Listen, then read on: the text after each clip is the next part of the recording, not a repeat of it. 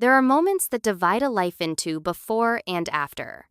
For Elena Carson, that moment happened at 35,000 feet above the Atlantic Ocean, somewhere between New York and London, on a red-eye flight that was supposed to be nothing more than a routine, beginning to her 2-week European vacation with her boyfriend Tyler. 6 weeks later, she sat alone on her apartment balcony, staring at her phone. Tyler's name illuminated the screen on his third call this week.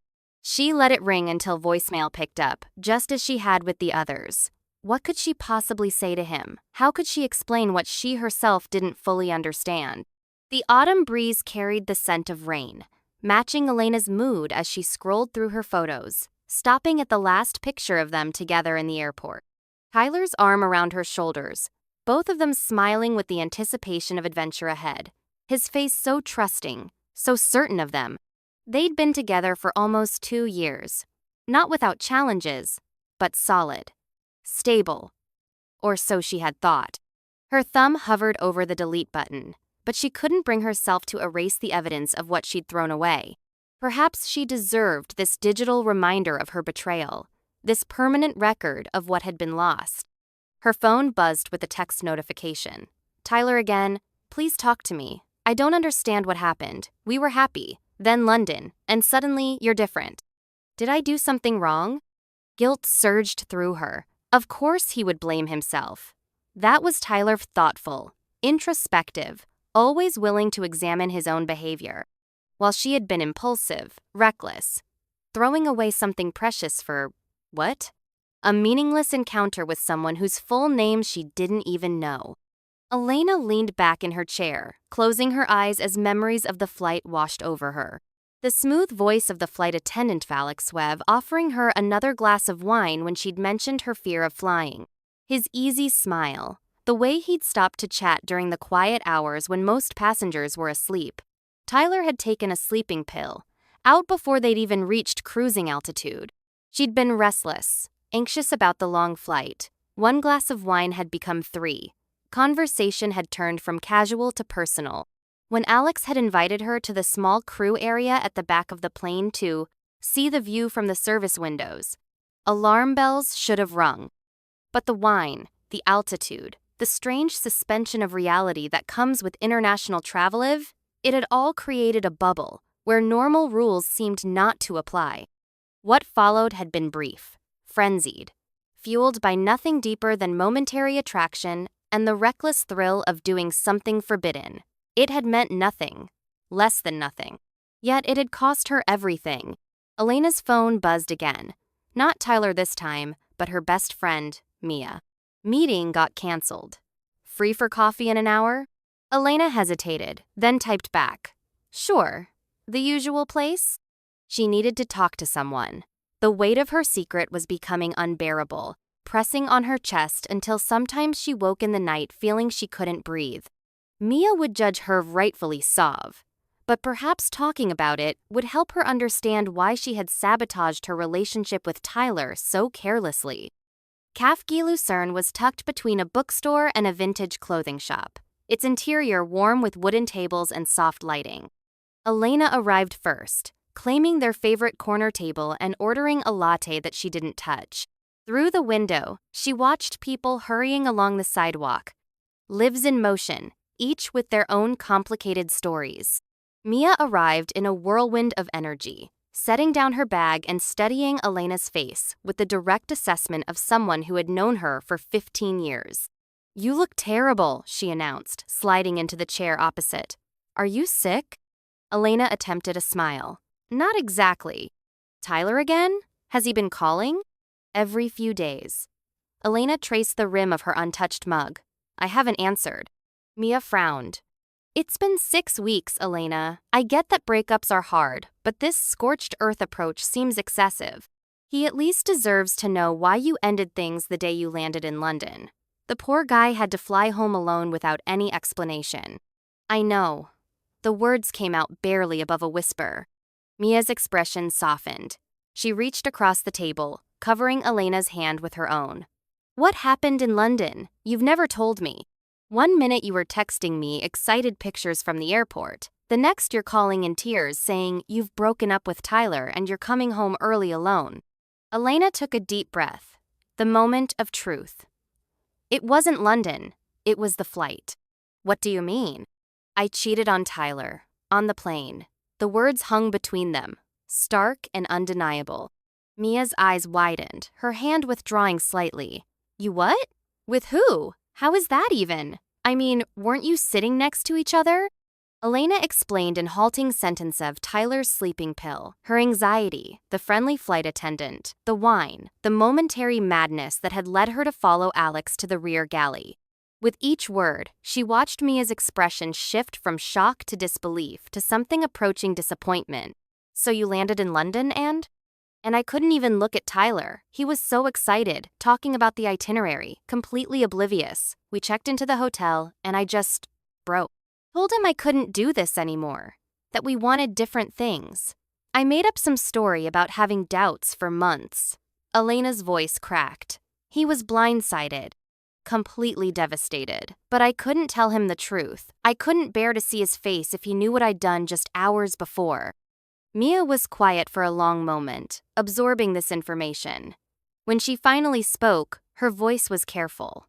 Elena, this isn't like you. At all. You've never cheated in any relationship. You're almost obsessively honest. What really happened up there? It was the question Elena had been asking herself for 6 weeks. What had happened? How had she become, in the space of a few hours, someone she didn't recognize? I don't know, she admitted. It was like I was outside myself, watching someone else make these choices, someone reckless and selfish and nothing like who I thought I was. Were you unhappy with Tyler? Having doubts you hadn't acknowledged? Elena shook her head. That's what's so awful. We were good. He's the best person I've ever been with. Kind, supportive, funny. The relationship wasn't perfect, but what is? We were talking about moving in together after the trip. Then why? Mia pressed. Maybe that's it, Elena said slowly, the realization forming as she spoke. Things were getting serious. Real. And instead of facing my fears about that commitment, I found the most effective way to blow everything up. She laughed bitterly. Mission accomplished, right? Mia's expression remained serious. That's pretty convenient, Elena. Self-sabotage as an excuse. It still doesn't explain why you won't even talk to him, or why you're torturing yourself like this. She gestured toward Elena's general appearance. When's the last time you really slept? Or ate a proper meal? I don't deserve sleep, or food, or Tyler. The words came out more dramatically than Elena had intended, but they reflected the punishing loop of her thoughts these past weeks. Okay, that's enough. Mia's tone sharpened. What you did was wrong. Really wrong. But this self-flagellation isn't helping anyone. Least of all Tyler. You made a terrible mistake, but it doesn't define you unless you let it. What am I supposed to do? Tell him the truth and devastate him all over again? Or keep lying and let him think there was something wrong with him or our relationship?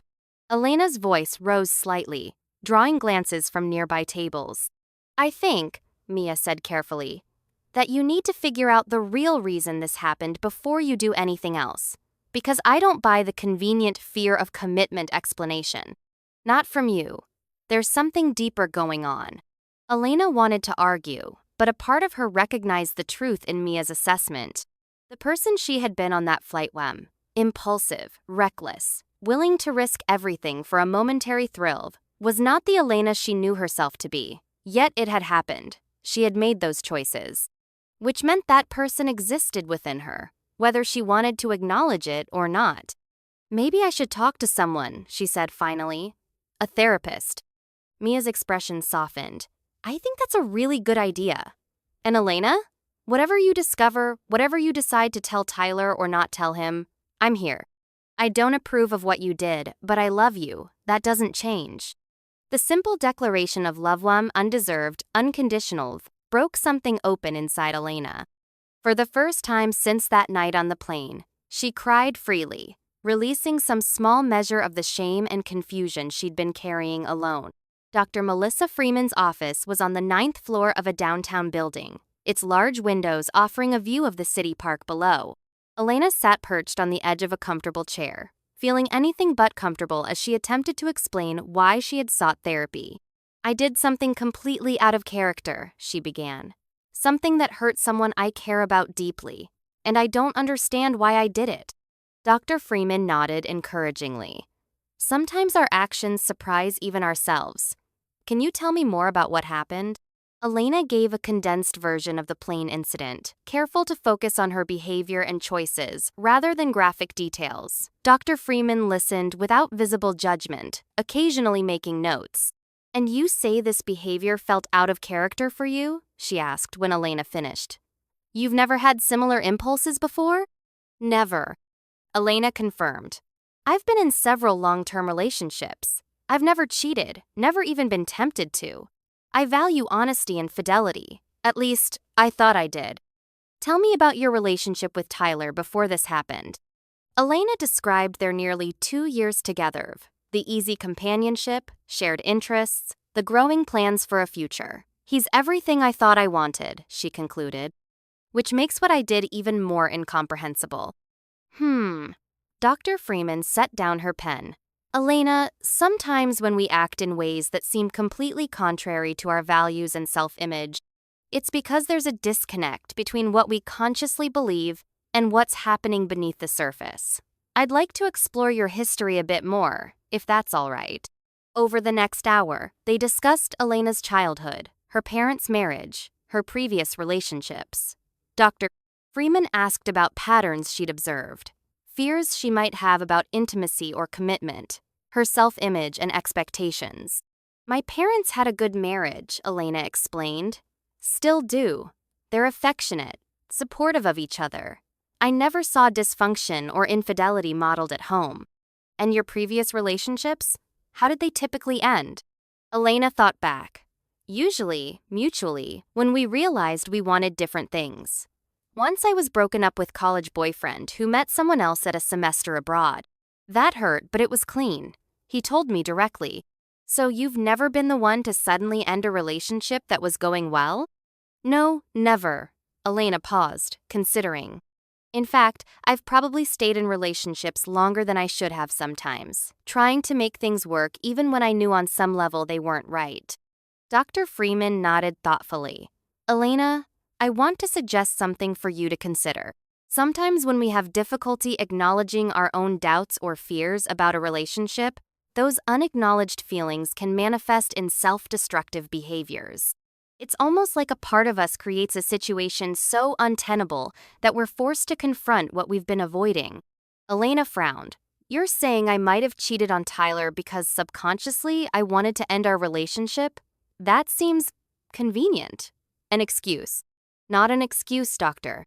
Freeman corrected gently. "An explanation to explore. There's a difference. Understanding why we do something doesn't absolve us of responsibility for our actions or their consequences." "But I wasn't unhappy with Tyler," Elena insisted. "We were good together." Good can mean many things. It's possible to be with someone who is objectively a wonderful person, who treats you well, with whom you share interests and values, and still feel that something essential is missing. Dr. Freeman leaned forward slightly. "I'd like you to try something this week. Take some time to write freely about your relationship with Tyler, not just the positive aspects, but any doubts, concerns, or dissatisfactions you might have felt, but pushed aside. Be ruthlessly honest with yourself. No one else needs to see this." Elena agreed, though skeptically. As she left the session, she felt both unsettled and strangely lighter, having finally spoken her shame aloud to someone who neither condemned nor excused her for it. That evening, she sat at her small desk by the window, notebook open, pen in hand. The blank page seemed to mock her. What could she possibly write that would explain her behavior on that plane? What secret dissatisfaction could justify betraying someone who had only ever treated her with respect and love? She began hesitantly. "Tyler is kind, thoughtful, steady. He remembers important dates, listens when I talk, supports my career. He never pressures me, never makes demands. We rarely argue because he's so reasonable about everything." Elena paused, the pen hovering above the page. A thought surfaced, unexpected and uncomfortable. "Sometimes I wish he would argue with me, push back." Show some fire about something very anything. His reasonableness can feel like emotional distance, like he's holding something back, or like he doesn't care enough to get angry. Once she allowed that first critical thought, others followed, her pen moving faster across the page. Our relationship is comfortable, but sometimes I wonder if comfortable is enough. We have good conversations, but rarely challenge each other. Sex is pleasant but predictable. I know exactly how our evenings together will unfold, almost to the minute. When he talks about our future, it's all so practical, so sensible. The right neighborhood for good schools eventually, retirement savings plans, career trajectories. Where's the passion? The risk? The feeling of being fully alive? Elena stopped, startled by the direction of her thoughts. She hadn't consciously acknowledged these feelings before, not even to herself. On the surface, she had been content with Tyler, appreciative of his stability and kindness after previous relationships with more volatile men. But beneath that contentment, had there been a growing restlessness? A fear that she was settling for comfortable companionship rather than profound connection? She continued writing, delving deeper into questions she had never allowed herself to ask. Was she truly in love with Tyler, or just with the idea of who they could be together? Did she stay because of genuine feeling, or because he represented the kind of relationship she thought she should want at this stage of her life? Had she been performing the role of the loving girlfriend while a part of her longed for something different? By the time she set down her pen, hours later, Elena felt emotionally drained but strangely clear-headed. The writing exercise hadn't excused her behavior on the plane, but it had revealed tensions and doubts in her relationship with Tyler that she had been suppressing for months, perhaps longer. None of this justified cheating.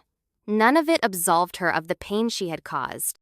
But understanding the fertile ground of unacknowledged dissatisfaction in which her terrible choice had taken root gave her something she had been lacking these past weeks: a way forward. Not to undo what had been done, but to learn from it, to ensure she never made such a devastating mistake again. Over the following weeks, Elena continued her sessions with Dr. Freeman, exploring not just the plane incident but deeper patterns in her life. Her tendency to choose what looked good on paper over what truly resonated with her heart. Her fear of disappointing others, particularly her achievement-oriented parents. Her habit of adapting herself to relationships rather than seeking true compatibility. We often repeat patterns until we become conscious of them. Dr. Freeman explained during their fourth session.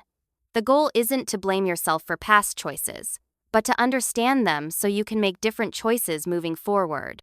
Slowly, painfully, Elena began to recognize that her behavior on the plane, while inexcusable, hadn't emerged from nowhere. It had been the destructive expression of needs and fears she hadn't allowed herself to acknowledge, a longing for intensity and spontaneity, a desire to break free from the carefully controlled life she had constructed, a way to force herself to confront doubts about her relationship that she had been ignoring. I still don't understand why I had to hurt someone else in the process, she told Dr. Freeman. Why couldn't I just have been honest with myself and with Tyler, had an adult conversation about my doubts? That's the heart of the work we're doing, Dr. Freeman replied. Learning to recognize and express your authentic needs and feelings before they manifest in destructive ways. It's a skill like any other. It takes practice and conscious effort.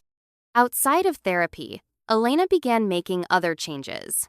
She took a pottery class she'd been interested in for years, but had dismissed as impractical. She reconnected with friends she'd drifted away from. Friends whose lifestyles and perspectives differed from the careful, achievement-focused world she had constructed. She started journaling daily, practicing the radical honesty with herself that she had avoided for so long. And still, Tyler called.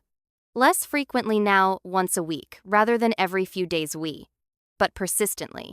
Each time, Elena let the call go to voicemail, listening to his increasingly brief messages with a mixture of guilt and grief. You need to talk to him, Mia insisted over dinner 8 weeks after Elena's return from London. Even if it's just to give him closure. This disappeared. Without explanation, routine is cruel, Elena. I know, Elena admitted. I'm not sure what to tell him. The truth feels like it would only hurt him more at this point. Maybe. But lies haven't exactly worked out well for anyone in this situation, have they? Mia's gaze was direct, challenging. He deserves the dignity of truth, even if it's painful. And you deserve to stop carrying this secret. That night, Elena sat on her balcony again, phone in hand, Tyler's contact information on the screen. Outside, the city lights blurred through a light rain. Cars passing on wet streets below. 9 weeks had passed since the plane, since London, since she had walked away from the future they had planned together. With a deep breath, she pressed the call button. Tyler answered on the second ring, his voice cautious. Elena? Hi. The single syllable felt inadequate after so much silence. I'm sorry for not calling sooner, for not answering when you called. I owe you an explanation. I've been worried about you, he said, and the genuine concern in his voice made her chest ache. Typical Tyler, still thinking of her well-being after she had hurt him so deeply. Can we meet to talk? I don't want to do this over the phone. They arranged to meet the following evening at a quiet restaurant halfway between their apartments. As Elena ended the call, she felt a strange mixture of dread and relief.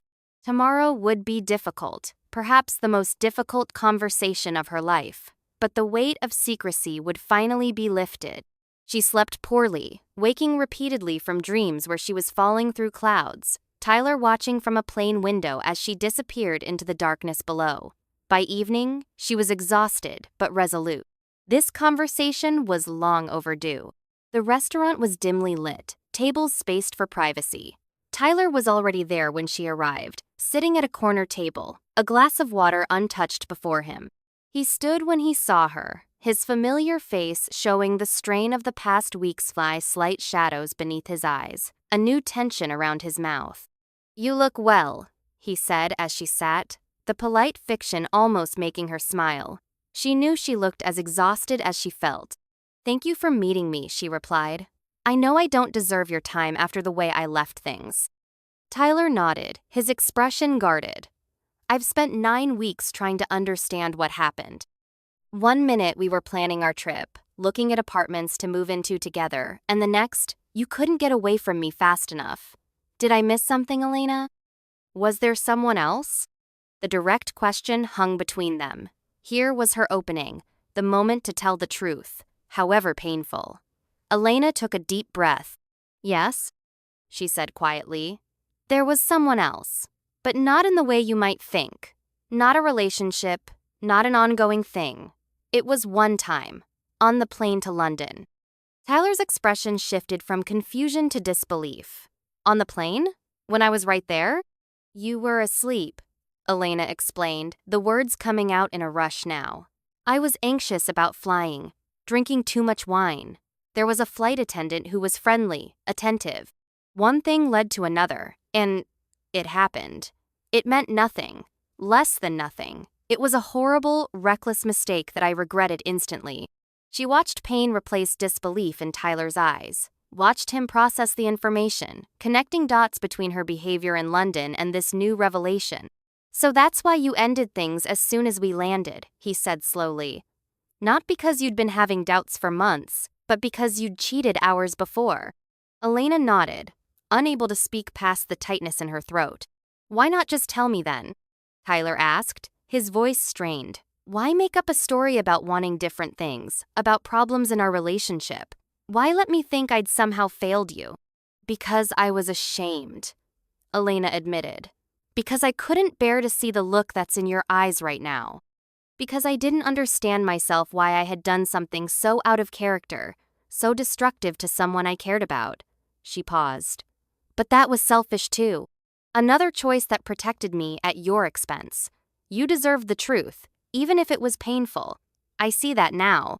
Tyler was silent for a long moment, his gaze fixed on the table between them. When he finally looked up, his eyes held a mixture of hurt and dawning comprehension. There were problems in our relationship though, weren't there? He asked quietly. Maybe not what you said in London, but something was missing for you. Had been for a while. I sensed it, but whenever I tried to talk about it, you assured me everything was fine. Elena felt a surge of surprise at his perception. Yes, she acknowledged.